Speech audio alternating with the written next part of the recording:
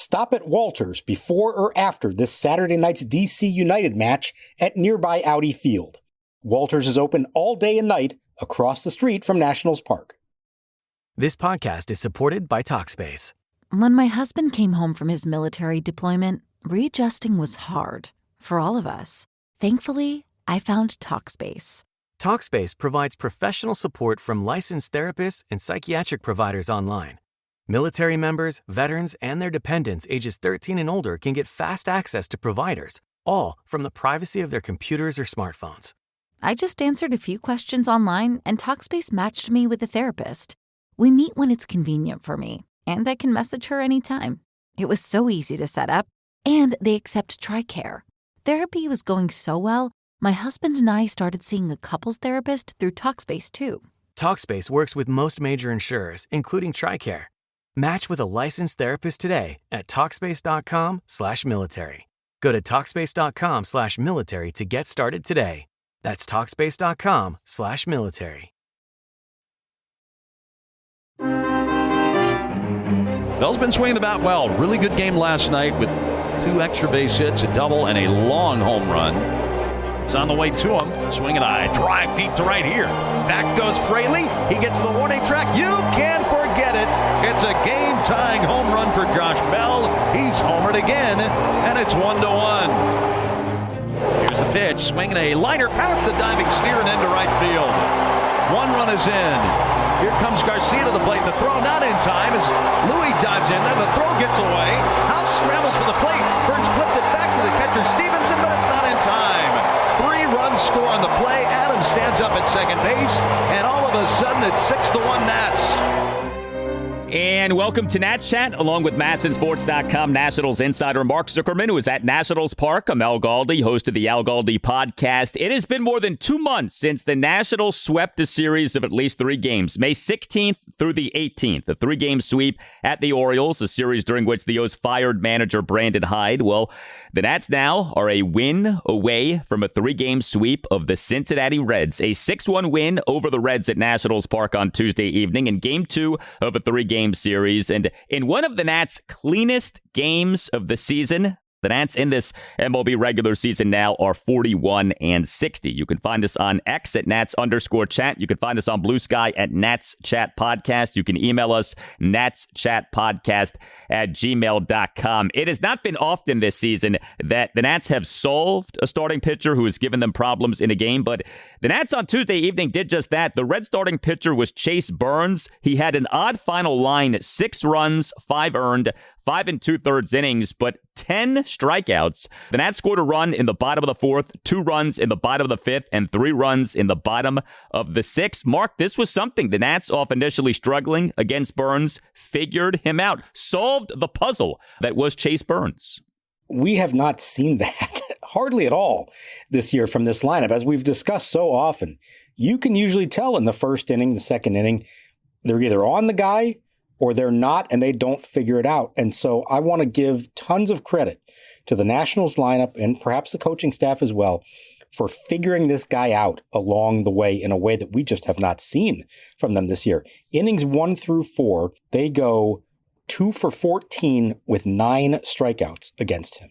And I mean, they couldn't touch that slider of his. And that's a really good slider. This is, for those who don't know, Chase Burns, the number 2 overall pick in last summer's draft. And this is only his 5th career start. You can see the stuff that he's got. Fastball that reaches 100, a slider in like the low 90s. They were chasing it like crazy, and understandably so because it's so good. And then Josh Bell got one over the plate, and he hammered it. In the second straight night, he hit a home run. And by the time they got to the 5th inning, they flipped a switch. And the rest of the night against Burns, they went 5 for 10, couple of walks, and only 1 strikeout. They were more aggressive. They didn't let it get to 2 strikes for the most part. A lot of first pitch swinging.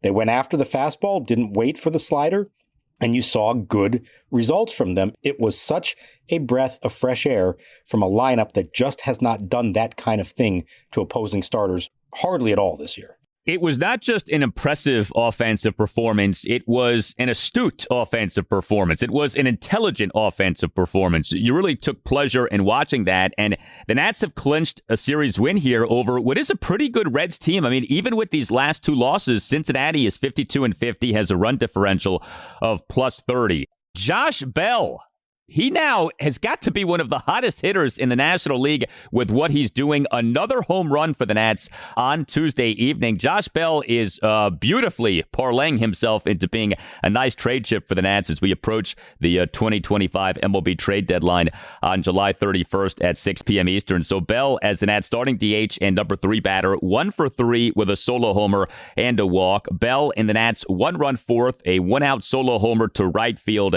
to tie the game at 1. Your Josh Bell OPS for this month of July now up to 1,018.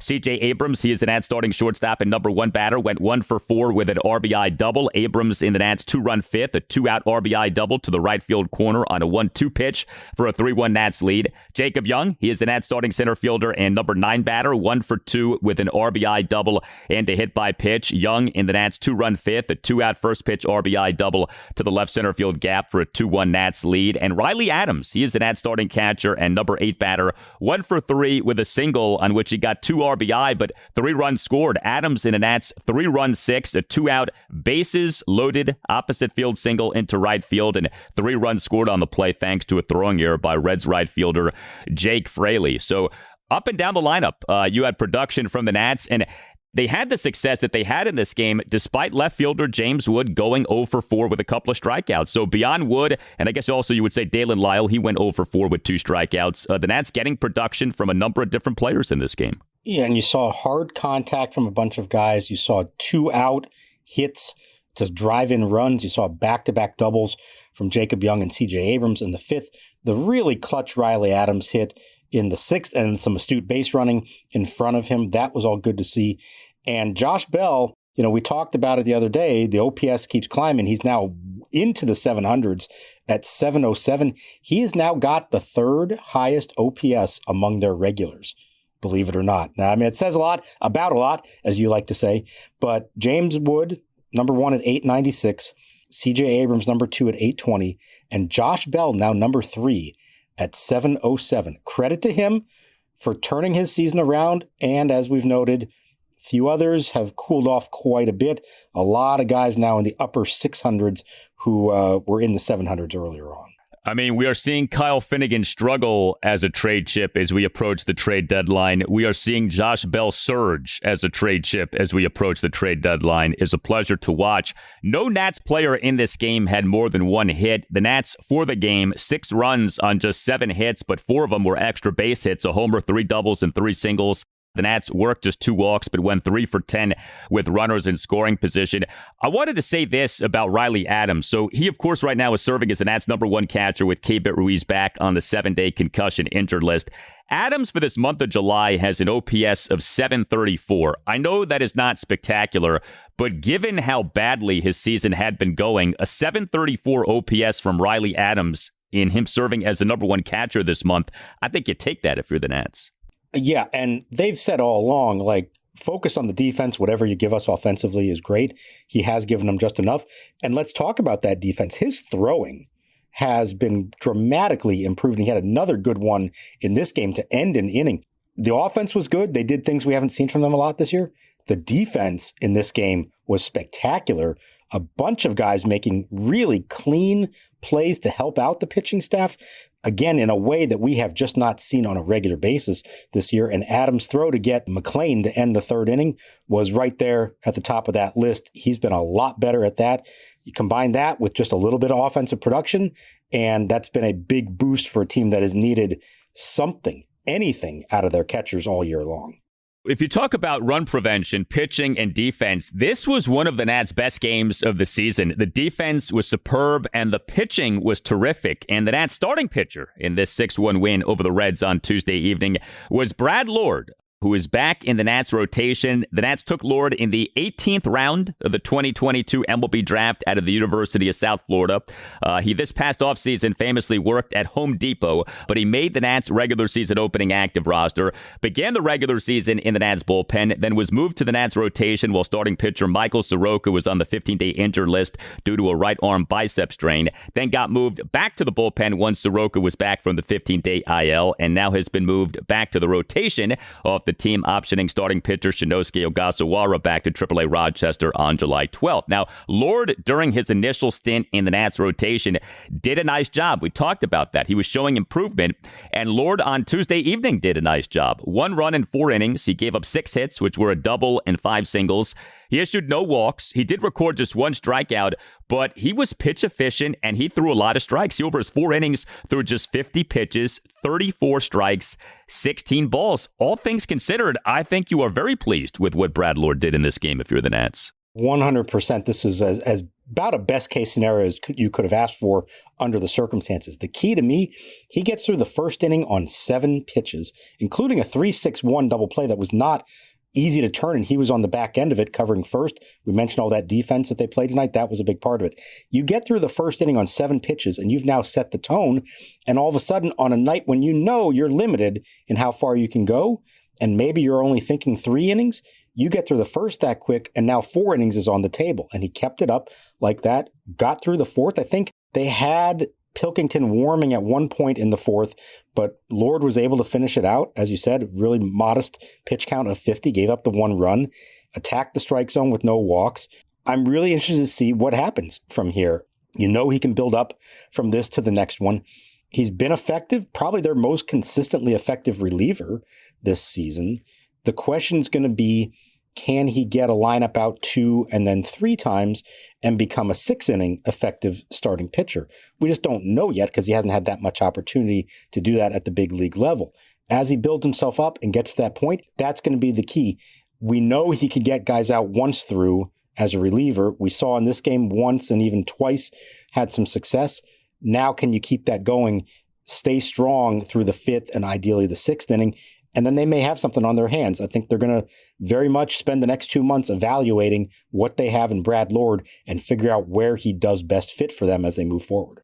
Well, do you think that he can relax and know that he's in the rotation for the rest of this season? The first stint in the rotation, he clearly had to always be looking over his shoulder because he knew that his stay in the rotation was probably going to be temporary because Michael Soroka was coming back from injury and because more and more it seemed like the Nats would not be shifting Trevor Williams to the bullpen. We know that there is still this anticipation that at some point Cade Cavalli might be / should be promoted to the majors this season. We'll see. He's not doing well right now. How set would you say is the Brad Lord spot in the Nats rotation here? I think as long as he pitches effectively, the job is his for the rest of the year. I do get the sense that the new administration is committed to him as a starter. Now, the other factor in all this, Michael Soroka, if he is dealt at the July 31st deadline, that opens up another spot, whether it's for Cade Cavalli or someone else. And it would be hard to see how Lord wouldn't figure into the rotation the rest of the way. At that point, if you have to fill 1 slot, they don't have 2 other guys to fill the others until maybe Josiah Gray at some point in September. So I think he's probably in good shape as long as he pitches well, as long as the buildup doesn't seem to hurt him in any way. But you also, I think, you don't want him getting too comfortable. You know, this is an audition. This is somebody who, as you said, 18th round pick, has earned his way up to this point, made the opening day roster. They like a lot of what they've seen in him, and he's been a very effective reliever. They want to see now, maybe he is a big league starter, but maybe he's not. Maybe at the end of all this, they say to themselves, you know what? He's actually more valuable to us as a 7th, 8th inning guy. Not the worst thing in the world if it turns out to be that way, but if he can be successful 2 times through, even 3 times through a lineup, a starting pitcher in the long run is more valuable. They're going to give him that shot. But if you're him, you should be thinking of this as start to start, trying to prove yourself. You don't want to get complacent with that. You want to show them that this is who you can be and not just assume that the job is yours in the long run. Well, and logically speaking, an 18th round pick is only going to get so much of a leash. So you better go out there and do as well as you can and show well for yourself. And so far, Brad Lord has done that this season.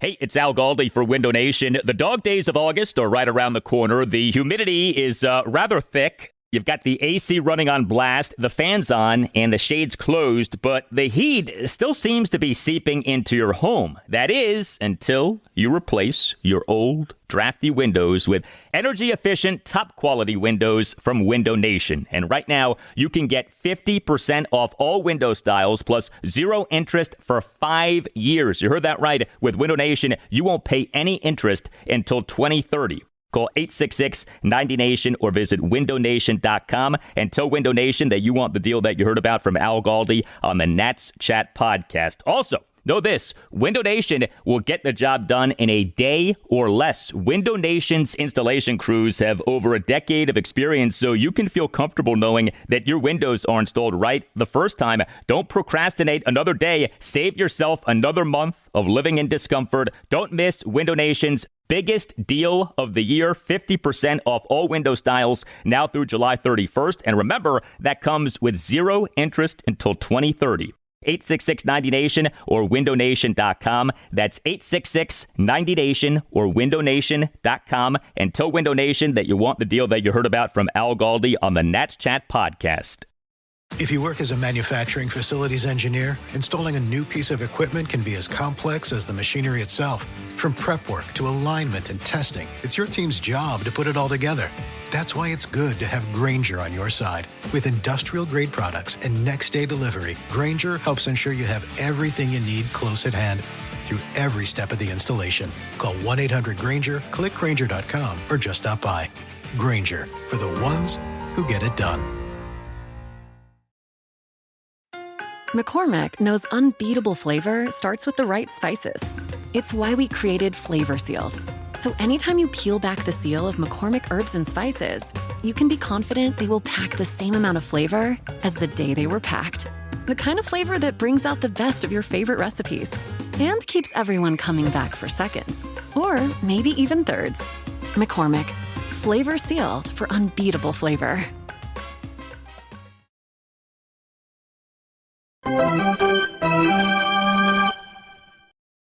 One out, none on. Pilkington fires. De La Cruz rips and misses. Strike three. Back-to-back strikeouts for Pilkington. Just fanned De La Cruz on a 97-mile-an-hour fastball.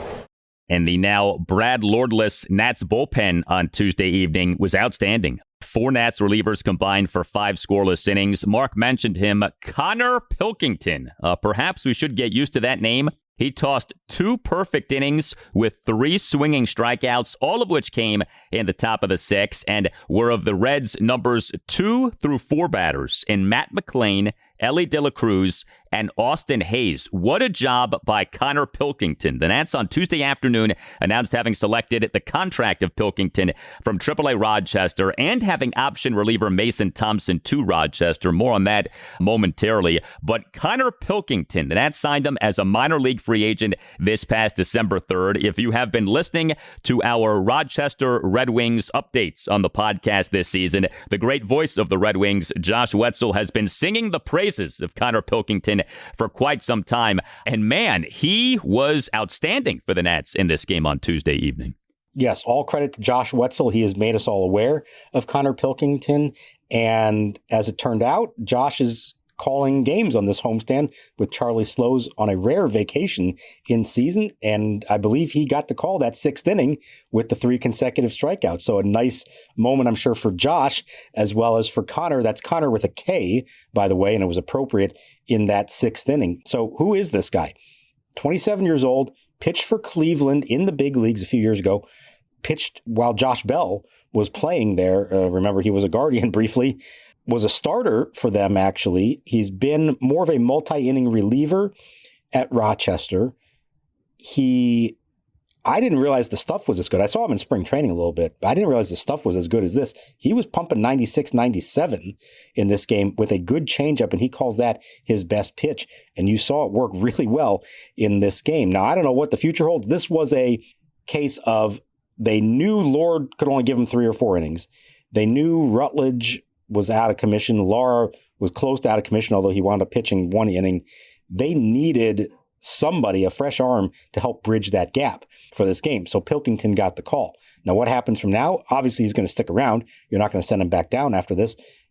There's an opportunity for someone, been waiting all year for somebody to come up from AAA out of the bullpen and give them some kind of help. Let's see. It was a good first offering from him, got his second major league win. And now, can he do it again the next time that he's summoned? We'll see. But good for Konnor Pilkington. He waited it out all year, finally got the call, and certainly made the most of it. Well, and we have talked about the lack of bullpen transactions by this team for so much of this season, with the bullpen being so bad. And when Mike Rizzo was running Nats baseball ops, he just seemed so committed to the guys who were on the major league roster. Now, as the season has gone on, we have started to see some bullpen moves, but the idea of optioning someone and summoning someone from AAA and seeing if that guy could get some outs for you, there has not been a lot of that this season. And I know the explanation has been, well, we don't have many realistic options. Well, you don't know till you try. And here's an example of you tried with Konnor Pilkington, and at least for one game, it worked out quite well. So you maybe just answered what I'm about to ask you, but this was not just some temporary thing. This was Pilkington, with him pitching well in this game now, probably staying up for a little while. And Mason Thompson has been demoted to AAA. That kind of gets buried in all of this, but I feel like that's pretty significant. Yeah, it is. Look, he just finally came back from his second career Tommy John surgery. Struggled a little bit, kind of some inconsistency there. Not surprising, I don't think. I think the real issue is where they were right now. As I just said, you had two back-to-back short starts from Gore and Irvin. You have a depleted bullpen and needing guys who are going to pitch a lot. And we've seen how Miguel Cairo uses his bullpen. He uses a lot of guys. Thompson has not gone back-to-back days yet. And I think the feeling was you need somebody you can rely on a little bit more right now. Now, Cairo went out of his way to say how much he likes Thompson and how he will be back here. He didn't even give a qualifier to that to say, well, as long as he goes down and does his work, he'll be back. He said, no, he will be back here. So I do think we will see that at some point before the end of the season. But we got to remember, it's a long road back from that kind of surgery, especially when it's the second time that you've had it.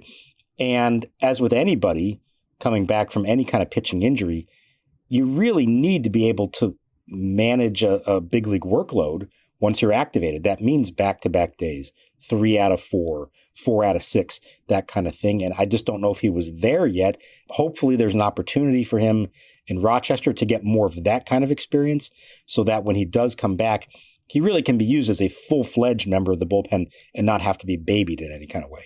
I'm really interested to see if the Nats now, with Mike DiBartolo running baseball ops, at least for the rest of this season, and with Miguel Cairo as manager, if we do see more bullpen transactions in the way that we see with other teams, where you will see guys shuffled between AAA and the majors just for the purpose of what you were just talking about, getting fresh arms and, really trying to take advantage of having optionable arms. Now, the Nats don't have a lot of those, and I know that is part of this dynamic here, but we did not see much of that earlier this season. I wonder now, with DiBartolo running things and with this Miguel Cairo philosophy of you use a lot of relievers but in short bursts, if the Nats maybe are going to have to lean on optioning guys up and down and really taking advantage of roster transactions in order to have fresh bullpen arms. So I think the names to watch there are 3 guys who were in the big league bullpen for a while and now are back at AAA. Well, really 4 if you count Mason Thompson as well. But it's Zach Brixey, Eduardo Salazar,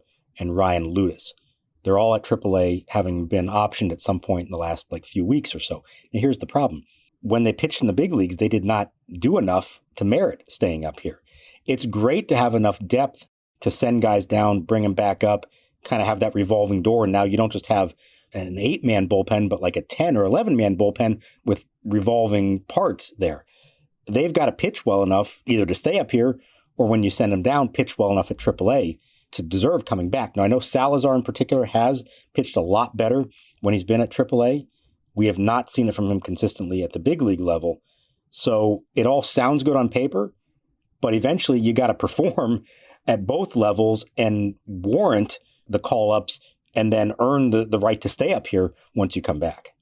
The other 3 relievers used by the Nats in this game came through as well. Luis Garcia tossed a scoreless top of the 7th. Andrew Chafin, a scoreless top of the 8th. Despite giving up back-to-back 2-out singles and then issuing a 2-out wild pitch. And Andre Laura tossed a scoreless top of the ninth. And so, yeah, the Nats have an opportunity for a 3-game sweep. Game 3 of this series, Wednesday afternoon at 12:05. Michael Soroka will be the Nats starting pitcher, and yet another audition here, potentially, for him to be traded. We shall see. Tim Shovers here to tell you about Babbel.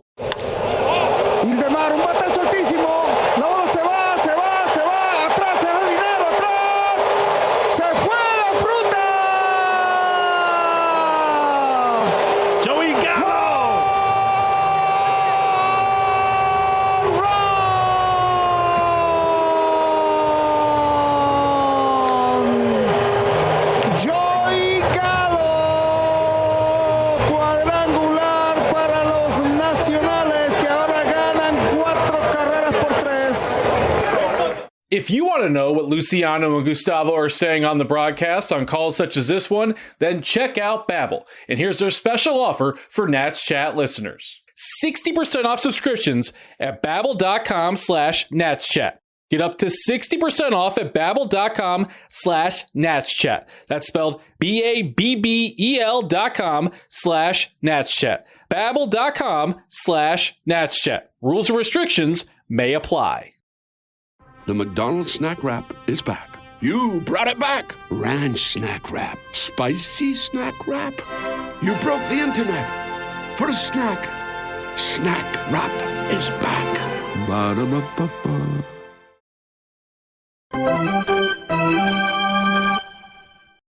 No balls, 2 strikes. Lara comes set. Here's the pitch. Swinging a fly ball deep left field. James Wood back toward the warning track. He's there. Wood makes the catch, and the Nationals beat the Reds 6-1.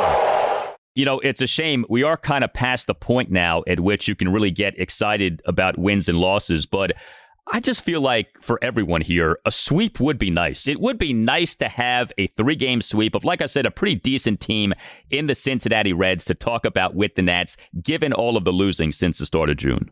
Well, you mentioned it that they haven't had a 3-game sweep since Baltimore in mid-May, so that's more than 2 months. But here's the thing. They haven't even been in a position to sweep a series since then. They've only won 2 series out of their last, well, now 3 series out of their last 14.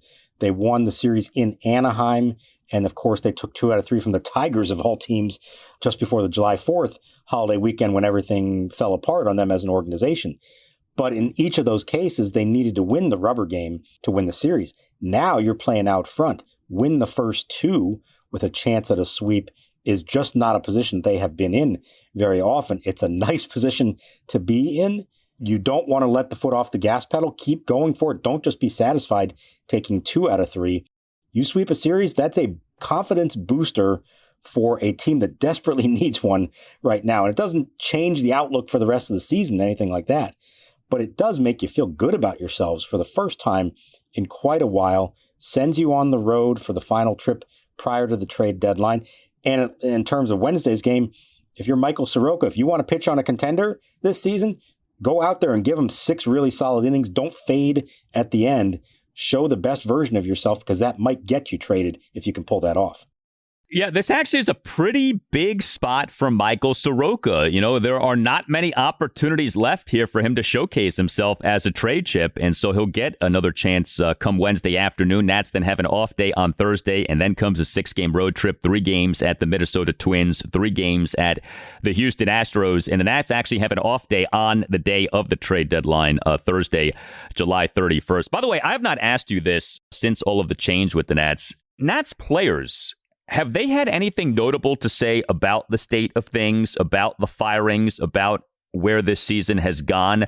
I know there's not necessarily like a ton of personality in the clubhouse in terms of like quotes and people saying things of note, but has anything struck you with how players have spoken about or have acted toward all of the change over the last few weeks? I think the most notable thing, everybody's very careful about what they say, especially publicly, because you don't want to say bad things about the people who were here before, and maybe you actually liked them and didn't believe that they deserved to be let go. And in some cases, maybe you did believe that changes were necessary.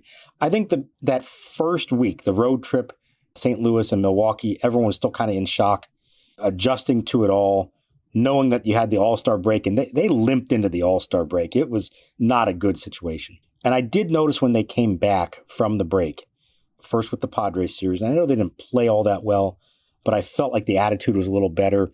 I think everybody had plenty of time to process it at that point and say, all right, you know what? I'm not going to do any good to think about that now. Let's go on. Let's try to make something out of all this. And you have seen, Miguel Cairo's talked about attention to detail, a little more pregame work on defense. You saw good defense in this game, of course. You saw the in-game adjustments at the plate. Base running is still an issue, but maybe that's something as well that can be improved. And I think whether it's because of a difference in the coaching or the message or just guys on the team finally realizing, okay, we better shape up here because look at what happened. I think you're seeing at least more of a mindset of let's do these little things right that we've been talking about for so long, but haven't actually done right. Now, we need a larger body of work to really evaluate the results of all that. But I do think this last week, there's been a turning of the page, let's say, and a recognition of, okay, it's time to get serious about this.